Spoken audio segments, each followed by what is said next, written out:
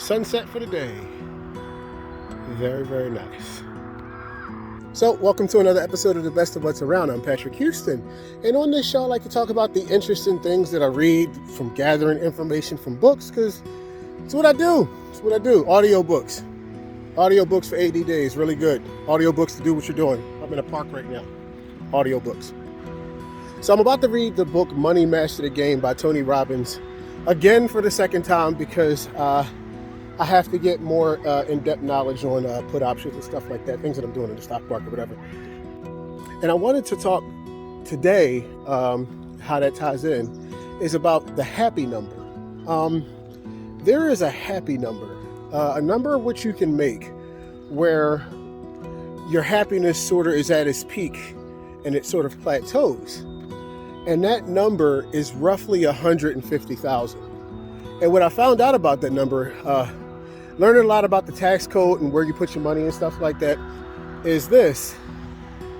Usually at $150,000, that's when you start getting into your higher tax brackets, when you start getting into, if you're an entrepreneur, they start taking a deeper look into your income, different things like that. I think 150,000 is that number when the government puts the brakes on it. Sorry for my stuttering. I'm running around doing push-ups and doing crazy stuff.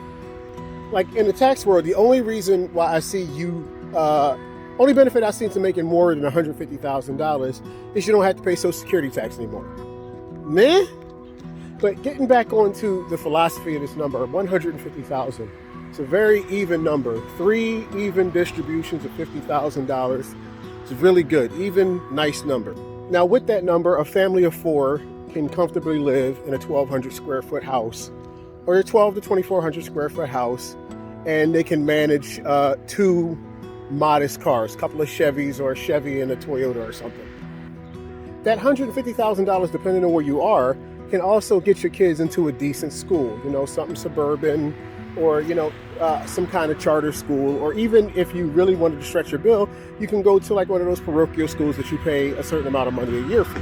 150,000 is also a number if you have a family you can take 2 comfortable trips on, 2 or 3 comfortable trips on a year for about $3,000 to $5,000. Maybe one for you and your spouse, maybe one for the kids, maybe another one that's a wild card or something like that. Or if you're just a couple, it's still really good. Must a couple of cruises or a couple of pops over across any other lands over there.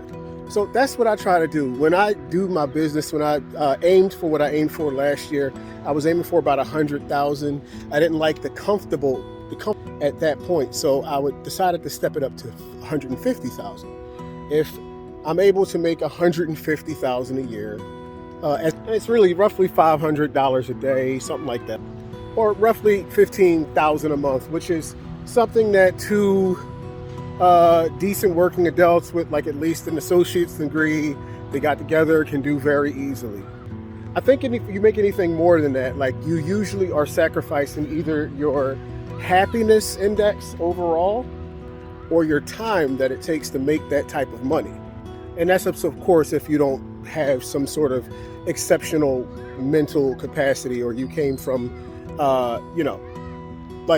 regular surroundings. I think anything more than that is just consumption, overconsumption.